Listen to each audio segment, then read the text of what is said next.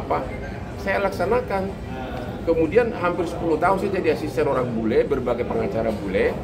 Kemudian saya dikirim ke Australia 4 tahun, ya, di kantor pengacara terbesar. Pulang dari sana, saya jadi bosnya orang-orang bule tadi. Saya membawahi ratusan pengacara. Jadi kalau dibanding-bandingkan Firdaus sama Rasman sama saya, ya nggak cocok lah. Udah gini loh, mereka baru lulus SH, aku udah doktor, aku udah pulang dari Australia, udah pengacara internasional. Kok anak-anak kemarin begitu, bocah-bocah itu mau nyaingin Hotman, ya apalagi Firdaus, ya nggak sidang aja nggak pernah, itu mah udah deh ibarat nggak ada apa-apa, jadi segini, ya. Jadi makanya saya kadang-kadang ketawa lihat itu orang mau nyenggol saya boleh, tapi ada batasnya. Karena tidak ada batasnya, sekarang tahu rasa mereka sudah terdakwa, mana ada pengacara jadi pesakitan di sidang, kedua basnya sudah dicabut. Itu sudah mematikan karirnya. Mana ada lagi kliennya dia? Mana ada orang yang mau dia pakai? Itulah yang dia tidak tahu. Saya itu lama, saya tenang. Ya, banyak pengacara yang iri sama gue, tapi nggak apa-apa, biasa. Tapi karena dia mengatakan saya penjahat seks lah, inilah. Siapa yang penjahat seks? Orang cewek yang antri mau sama aku. Bang tadi kan apa? Aku menyindir orang yang sudah pernah menyenggol aku. Saya tidak pernah memulai senggolan terhadap siapapun. Itu seorang gini loh, seorang pengusaha hampir tidak pernah ada nyinyir. Ingat, dia pengusaha, ya nggak ada yang nyinyir. Begitu kau nyinyir, kau mencari musuh. Saya nggak pernah nyinyir orang. Kenapa kemarin gua nyinyir si Ahok? Itu lain lagi. Itu lain-lain karena logikanya nggak nyambung. Dia bilang dia mau bongkar, ya. Kalau dia mau bongkar korupsi Pertamina, berarti dia punya data, ya kan? Kenapa nggak dibongkar dari dulu? Dia 5 tahun menikmati gaji. Jadi itu hanya ada orang bilang kok disuruh oleh pemerintah, basarnya pemerintah. Gua nggak pernah mau digituin. Income gua itu sama dengan gaji 10 menteri tiap bulan. Gua nggak bohong. Semua konglomerat klien gua. Kemarin hari Tahu lihat aja jalan tarik gua. Semua itu konglomerat yang menghadap SP Prabowo itu klien gua itu dari mulai Sinar Mas Group, Prayogo, Hasim, Tommy Winata, SCBD, hampir semua klien gua. Karena apa? Waktu Krismon tahun 2000 hanya aku pengacara internasional yang bisa ngelawan bule-bule dulu. Kan dulu kan bule-bule kan mewakili bank-bank asing yang mempilotkan. Hanya aku yang mampu melayani mereka dalam bahasa Inggris dan termasuk bersidang di Singapura. Jadi mereka terus percaya sama aku. Gitu loh. Tapi Bang Firdaus kemarin apa? Jangan sindir gua lagi dong Bang gitu. Siapa? Kenapa masih bawa Firdaus terus gitu Bang? Kenapa? Dia pengen kita supaya ya, tapi kan mulutnya tetap aja. Dia bukan kelas gua lah, udahlah. Gua sama Firdaus itu gini, ininya gua lah. Ya kan, gua juga nggak punya nyindir. Dia bukan saingan gua lah. Ya, bukan saingan gua lah. Kan? Cuma kan, ya kita juga jadi ingin bercanda-canda aja, nggak ledek dia. Itu benar kok cerita yang dia minta 10 nasi bungkus. Dia semula ini saya nggak bohong nih. Kan Richard Lee kan ikut juga pemegang saham di sini Holy Wing. Semula honornya cuma 1 juta. Kemudian dia SMS terus, akhirnya dikasih Richard Lee 5 juta. Mana ada konglomerat punya uranium minta sampai 5 juta, ya? Ya, kemarin itu di puncak itu, ya. Cuma sotomi di tanah orang, ya. Katanya punya tanah. Saya malam ini mau beli Lamborghini, ada orang beli tanah saya 1 triliun.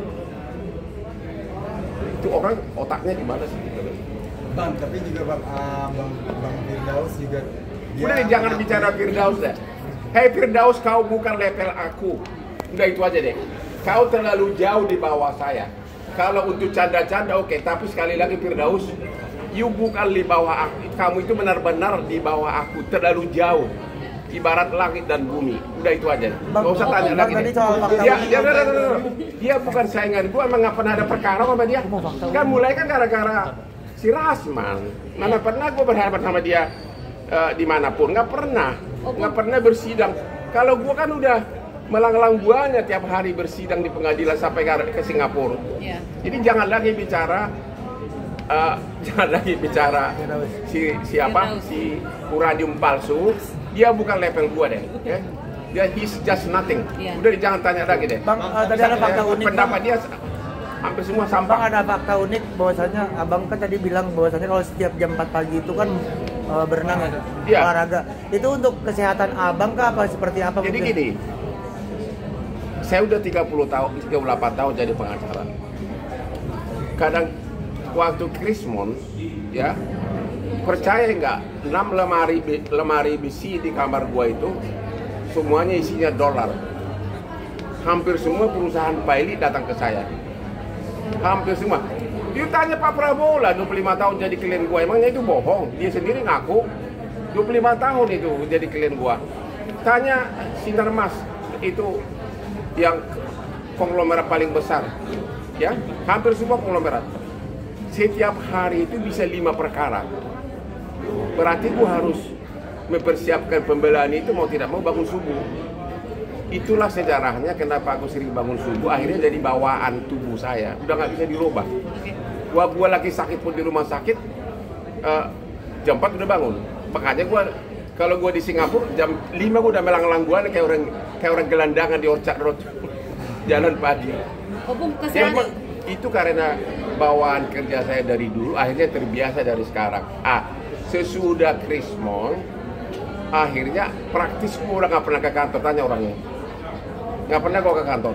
Gua lihat dokumen itu sudah memuntah gua, jadi trauma. Jadi gua itu kayak tadi jam 6.30 accounting, jam 7 semua lah pada datang pengacara, ya. Di sana sudah ada kamar sambil ada gua kadang-kadang gua pakai kolor, ya, kan di kolam renang, ya. Sambil karena aku kan hanya dengan tempo 5 menit, aku udah ngerti gugatan. Mereka datang dan perbaiki, dan udah berangkat perbaiki buat pergi sidang, udah.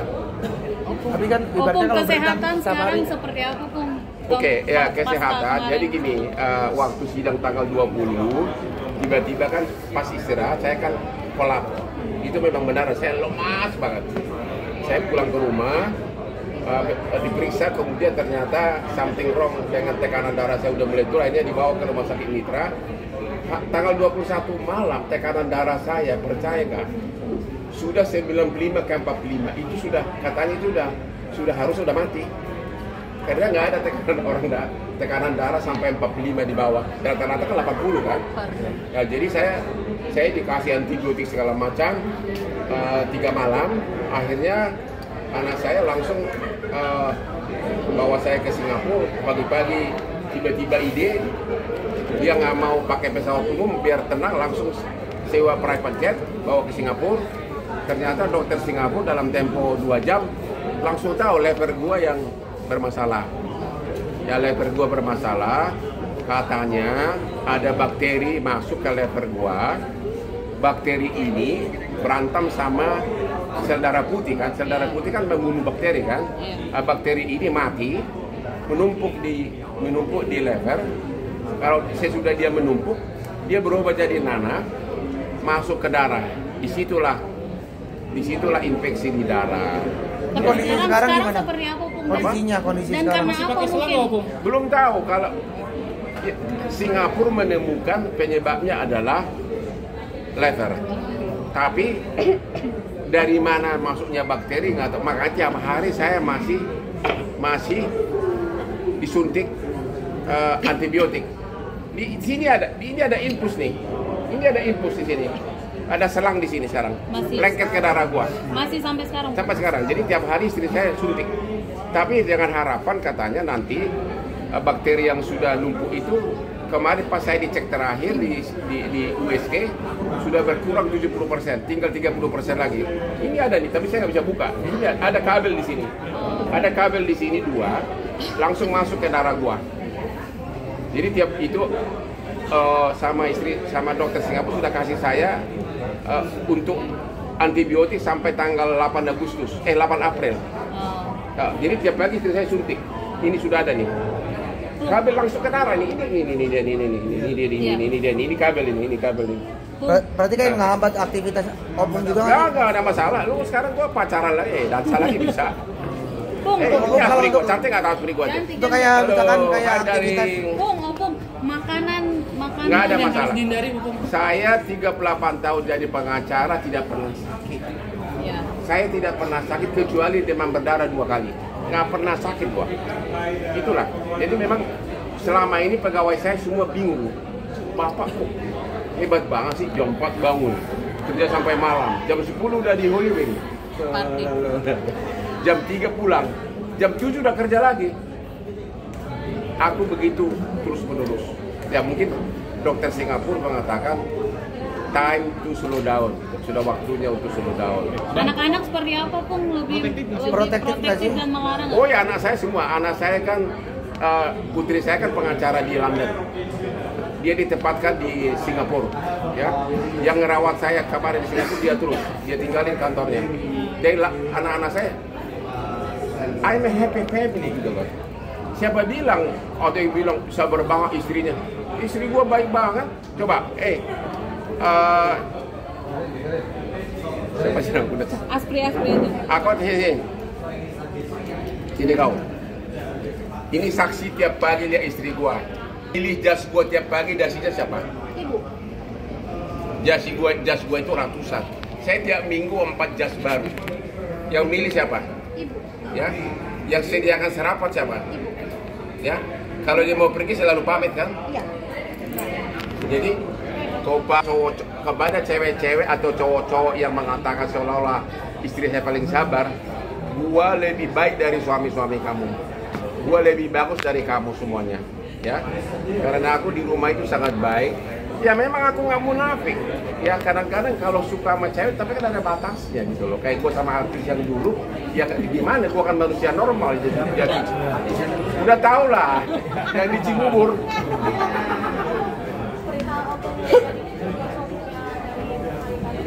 Oh iya, saya udah bilang konglomerat itu asal berperkara pasti nyarinya gua. Ya gua kuasanya Haritanu, udah bayar honor, bukan nggak ada yang gratisan, ya. Perkembangan kasusnya baru sidang pertama. Kalau sidang pertama itu anak gua yang datang, yang junior masih kelengkapan surat kuasa. Nanti kalau sudah debat baru saya yang turun gitu loh, ya. Masih nanti sidang 2 minggu lagi. Kenapa? Jadi kasusnya itu sebenarnya sudah lama banget, tahun 99, udah berapa puluh tahun itu. Sudah pernah dilaporkan pidana juga, sudah pernah di SP3. Itu kasusnya CMNP sudah pernah di SP3 oleh Polda. Sudah pernah itu kasus sebenarnya udah daluarsa. Orang cinta aja daluarsa apalagi kasus. Ya, kalau udah daluarsa, ya. Jadi entah kenapa dia gugat lagi Haritanu. Yang terima uang itu Unibank. Unibank pada saat ibaratnya kau nabung ke Unibank, deposito. Tapi 2 tahun kemudian banknya ditutup karena Krispon. Salah siapa dong? Orang Krispon kok, ya kan? Banyak bank yang ditutup. Jadi itu nggak ada total kesalahannya Haritanu dan Haritanu pasti menang. Dan itu kasus sudah pernah di stop sama, udah pernah di SP3 sama Polda, kok dilapor lagi? Oh, akan menggugat kembali nanti kembali ke sana. Oh, saya belum tahu apakah gugat balik, tapi saya nggak tahu. Tapi yang jelas itu nggak ada dasar gugatan. Ya. Dari aku terakhir mungkin hari ini kan Rasman lagi sidang dan saksi dari Opung. Katanya dicecar terus. Rasman ngececar terus. Begini loh. Pesannya Begini buat loh. Rasman. Halo Rasman Botak. Halo Rasman Botak. Sekiranya pun saya melakukan sesuatu, boleh nggak langsung umumkan di Instagram? Itu aja dulu. Boleh nggak kau bilang, halo kau penjahat seks, kau boleh nggak? Itu aja dulu. Boleh nggak? Ini nggak boleh kan? Harus somasi dulu, ya lapor polisi dulu. Ini langsung Hotman itu penjahat dengan botaknya itu yang dadanya yang montok, perutnya yang gendut gitu, lemaknya penuh. Hotman itu penjahat seks. Dia menyalurkan birahinya kepada seluruh aspek. Hotman itu kelainan seks. Mana ada begitu budaya dimanapun. Somasi kagak, lapor polisi juga kagak. Itu gara-gara dia marah sama saya, gara-gara dia dipecat Richali kemudian join sama saya bikin iklan skincare, dibilangnya aku rebut kliennya. Sampai sekarang Richali bukan klien gua. Jadi memang dia bikin Instagram tak beradab, dia civilized, benar-benar tak beradab. Ya, mana ada orang belum, dia kan cuma kuasa, masa langsung bilang kau penjahat seks Hotman. Orang kecuali si gua perkosa orang gua sama Aspi gua itu selama sebulan ikut saya, dia dansa terus, makanya gua bingung. Dia bilang chatting kamu sama cewek itu, ceweknya kan cewek yang biasa ke bar. Kalau kita bilang kirimkan baju mini lu, ya di Instagram dia lebih seksi lagi foto dia, orang hampir kelihatan semuanya. Pertimbangannya bukan. Jadi benar-benar itu orang memang pantaslah dia terima hukumannya, dan hanya Hotman lah yang sanggup membuat dia bertekuk lutut sekarang. Berarti bukan levelnya abang lah ya dia. Lain victim ke abang nggak sih? Apa? Lain victim. Iya, play victim sekarang seolah-olah dia menuntut keadilan. Coba tanya, dia tanya buka Instagramnya, kalau tiba-tiba ada orang bilang kau penjahat seks, kau menyalurkan birahinya ke seluruh Aspi gua pun dia nggak kenal. Coba, dia bilang gitu loh, menyalurkan birahinya ke Aspi gua kan ratusan. Ya, dia bilang, dia kenal juga kagak, interview juga kagak. Makanya sekarang Aspi yang sekarang ikut jadi terdakwa di BAP mengatakan sudah membantah semuanya. Bahkan dia mengatakan aku dari awal di frame diarahkan oleh si Rasman. Makanya itu akan, tapi tanpa dihukum pun dia udah dicabut, bahasa udah habis dia. Sebagai pengacara nggak ada lagi kliennya dia. Siap-siap aja ntar bininya itu transfer dong Pak, sorry adanya KTP nih. Bang Saya udah dokter, udah pulang dari Australia, dia baru lulus SH. SH-nya pun entah dari mana, gua nggak tahu. Sekali lagi, saya sudah dokter cum laude, saya udah 20 tahun sama asing. Saya pulang dari Australia di kantor pengacara dengan pengacaranya 700 orang, yang pengacara internasional semuanya. Saya udah pulang, dia baru jadi SH. Oke. Jadi memang dia bukan level gua dari segi kasus. Kalau sebagai manusia kan kita nggak bisa merendahkan orang kan. Tapi dari segi karasis, apalagi si Firdaus itu sama aja dengan pedagang kaki lima melawan konglomerat dari segi karir. Tapi ini kan dia tentang berbahasa Inggris nih, debat bahasa Inggris. Itu kan dia Inggris kejawen kalau nggak salah ya. Udahlah, nggak usah jawab lah. Ya, kalau saya sudah 5 tahun di Australia emang pakai bahasa Batak. Apalagi kantor pengacara itu bahasa kan modal utama. Iya. Udah deh, nggak usah dijawab deh. Sama aja kita melawan orang nggak benar, udah deh, ada gunanya deh. Betul. Itu hanya lawak-lawakan doang. Lihat aja nggak akan ada kliennya itu nanti. Yang dua itu, ya. Jadi kepada Rasman dan Firdaus, siap-siap belakang menonton betapa Hotman tiap tahun Lamborghini baru, Asli baru, berlian baru, ya, karena saya pakai otak, ya. Kau akan iri tiap hari melihat kesuksesan abangmu ini. Yo, halo Rasman, mau lihat Firdaus? Kau kan bicara tentang cincinmu yang cincin dukun itu. Nih, lu tahu berapa ini Louis Vuitton? Ini 120 juta nih. Nggak bohong, ya. Satu cincin 12 miliar, nggak bohong juga. Tapi aku kan nggak suka sombong. Orang cincin dukun aja dukun bikin apa? Cincin busuk. Nggak ada lagi. Oke, sip. Terima kasih. Bang, apa soal Ustadz Dery yang Apa? Ustadz Dery Yang kata abang mau mualaf. Apa? Oh iya bang. Katanya abang mau mualaf, bener nggak sih bang? Ustadz Dery bang. No comment. Tapi bener bang, mau No beli comment. masjid bang. Bang, No comment aja. Kalau bikin masjid bang, bikin masjid. Pokoknya no comment. Kalau masjid, No comment. Bang? Gua nggak mau bicara soal agama. Ya, Oke, jangan. siap.